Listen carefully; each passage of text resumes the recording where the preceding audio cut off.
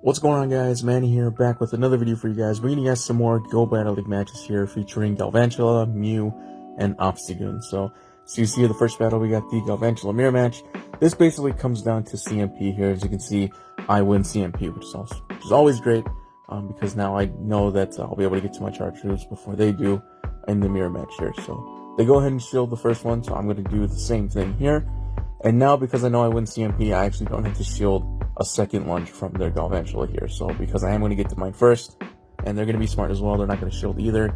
But yeah, so this team is actually really fun. So again, I know once this video goes live, Ultra League will already be in. So if you haven't tried out Galvantula, Mew, and Obstagoon for Great League, when it comes around again, highly recommend it. It's a really fun team, and especially Mew, once it gets loaded energy gets going, as you'll see later in the video, Mew is very deadly. It's something you should not take lightly. So you saw there, I took out their Galvantula, they brought in Stunfist, and I just hit it with a lunge, try to get to the attack debuff there, and I'm going to go ahead and bring in Obstagoon here. So Obstagoon can tank both Earthquake and Rock Slides, so they do go for the Earthquake here.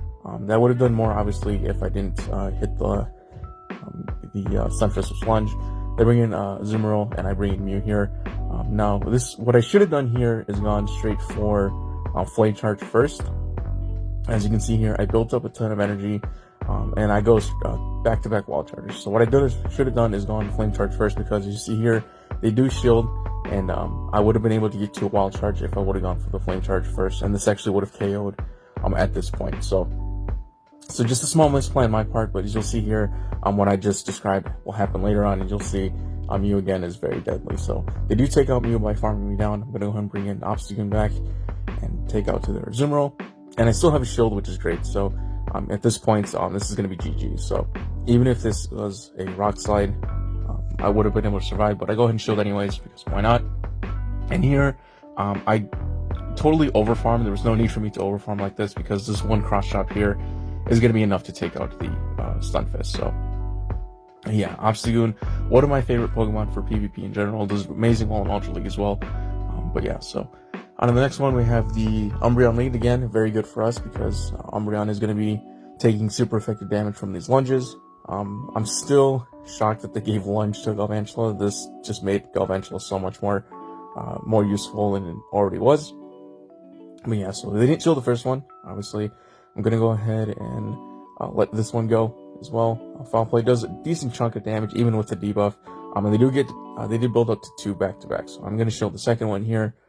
And basically, as you can see, I'm also doing the same thing, just building up on a ton of energy and just going straight for another lunge, which I believe they're going to let this go through, because it would be the best play for them. So, yeah, so let it go through. They bring in Marowak, and at this point, I'm going to go straight for the discharge, just because this charge actually does a really good chunk of damage to Marowak, so you see there. And I rather would have just taken the extra damage than just getting an attack debuff and, maybe them switch out. So, and just lose the debuff in general. So again, bringing Obstagoon, don't need to worry about shielding any of Marowak's attacks for the most part, again, since they are mostly running Bone Club Shadow Ball. On the off chance, you'll see some running Flame Wheel and Fire Blast, but those are kind of rare. As you see here, they blocked the first one, bring in a Azumarill, and then this is where you guys will see what I should have done in the previous battle. So basically, building up a ton of energy, again, going to tank this Ice Beam, because Mew is able to tank it.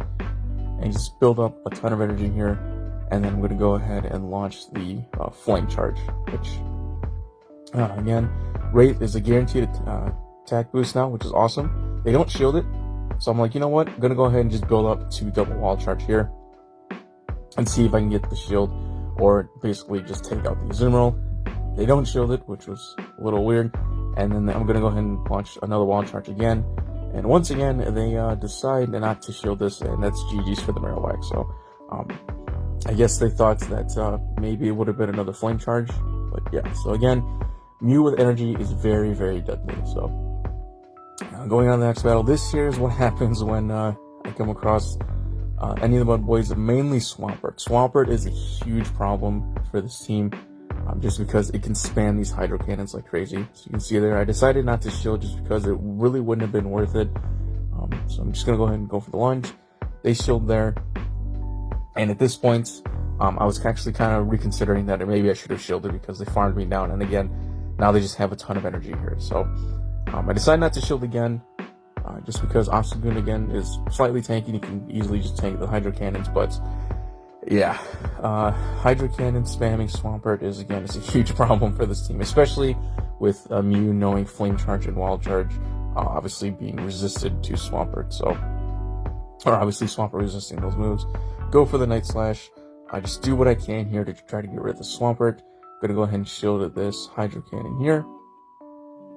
And again, my main goal is just to get rid of the Swampert, because again, Swampert's just a huge problem. So, gonna go for a Night Slash, which will KO the Swampert, which is great. And then they bring in Meganium here. So, I'm just gonna go straight Night Slashes, because just try to stay and do as much damage as I can. Plus, I want their Meganium to launch the Frenzy Plant on Obstagoon first. So, that way, I didn't want to switch into Mew, have it tank a Frenzy Plant, and then basically lose to the Meganium here. So you see here, this is why I wanted to have Obstagoon soak the first one, because they got to another one. So yeah, not looking good for me.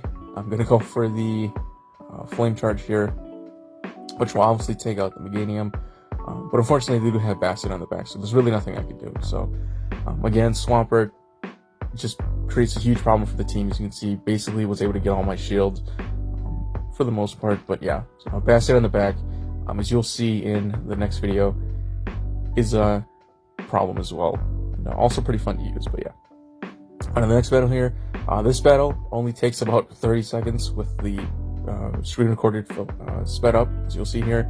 Honchkrow doesn't really do anything to Galvantula. I'm going to shield this expecting Brave Bird, which I was correct.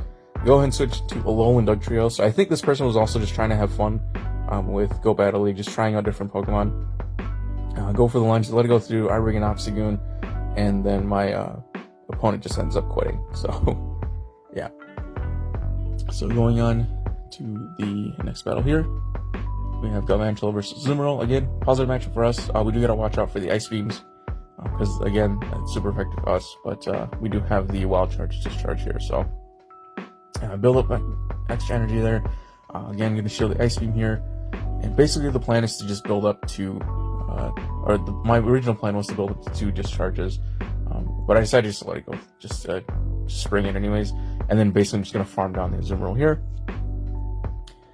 So now I have a lunge and the Wild Charge ready, or the discharge ready to go. They bring in a Cherim, go for the lunge. They go ahead and shield that, and I'm just gonna stay in this, just because there's no point for me to switch out right now. So I decided to let this Weather Ball go through, and this is where I'm gonna bring in Mew here and just basically load up energy. Mew can actually tank these Weather Balls pretty easily, so yeah, it doesn't do that much damage to me, which is awesome. And just gonna build up so much energy. Go ahead and launch the Flame Charge here, get the guaranteed attack stat boost. They let it go. I'm just gonna farm down Cherim, and then they have a Zapdos. And at this point, again, GG's to my opponent here, because I'm gonna be able to shield this Drill Peck and then just go back-to-back Wild Charges. So yeah, so even though they have the shield, I'm gonna launch the first Wild Charge. Obviously, they're gonna shield it, and then I'm just gonna go ahead and launch the second one to just take out the Zapdos. So that's gonna be it for the video, guys. If you guys did enjoy it, let me know in the comments. If again, when Great League comes back, just give this team a try, because I know as this video is out, we're in Ultra League. But yeah, hope you guys enjoyed the video. If you guys are new to the channel, please leave a like, comment, and subscribe as always. And I'll see you guys in the next one. Take it easy.